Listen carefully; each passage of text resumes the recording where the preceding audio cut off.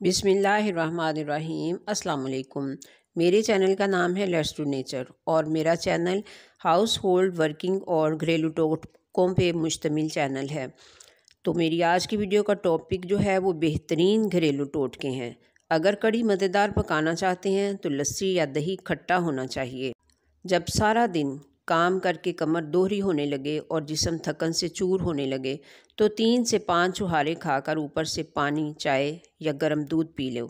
Chicken को ख़रीदने के बाद इसकी बदबू को दूर करने के लिए इस तरीके से धोएं तो ना तो किचन से स्मेल आएगी, ना सिंक से और ना ही चिकन से। चिकन में 1 गिलास पानी और 1 लेमन जूस और 1 टेबलस्पून नमक और 2 टेबलस्पून सिरका डालकर अच्छी तरह से मिक्स करें और 10-15 मिनट के लिए छोड़ दें। फिर अच्छे से इसको धो लें। किचन सिंक पे साबुन जमकर गंदा हो जाए तो थोड़ी सी टूथपेस्ट मलकर छोड़ दें। 10 मिनट बाद इसको स्कॉच ब्राइट से अच्छे से रगड़ कर साफ़ कर लें। शीशे की तरह चमक उठेगा।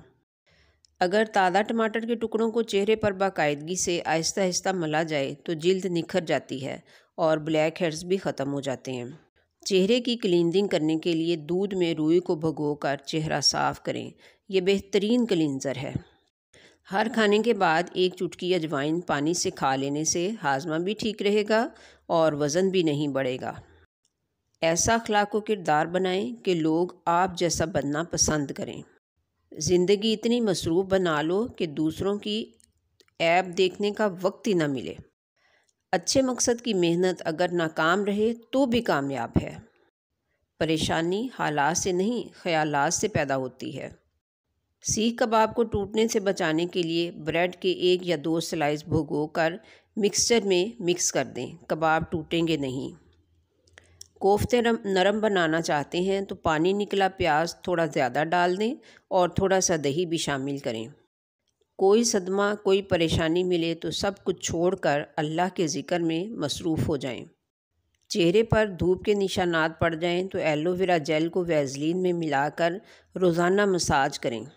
रोज़ाना मिसवाक करने से दांत मजबूत, चमकदार और मैदा तंदुरुस्त रहता है। सिल्वर के बर्तन चमकाने के लिए बर्तन पर ज़रा सा काला तेल लगाकर रख दें। 5 मिनट बाद स्कॉच ब्राइट से मांज लें, चमक उठेंगे। मेहंदी को दही और अंडे में घोलकर बालों पर लगाओ, बाल चमक उठेंगे। अगर कोई शख्स छोटी छोटी बातों पर गुस्सा करे तो यकीनन उस शख्स को मोहब्बत की ज़रूरत है। Thanks for watching. मिलते हैं फिर नेक्स्ट इंशाअल्लाह।